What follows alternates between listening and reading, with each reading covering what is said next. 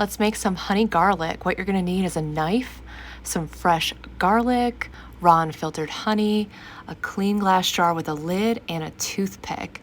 You're gonna peel and crush up your garlic. And this is why I'm doing this outside, because it can be messy.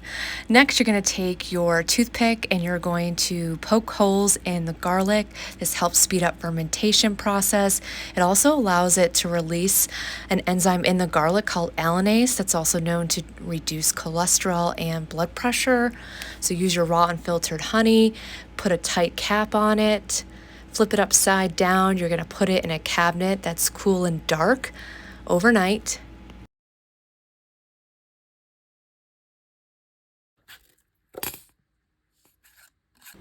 Every day or other day, this is what you're gonna do, is burping the jar, closing the lid up, turning it over, repeating.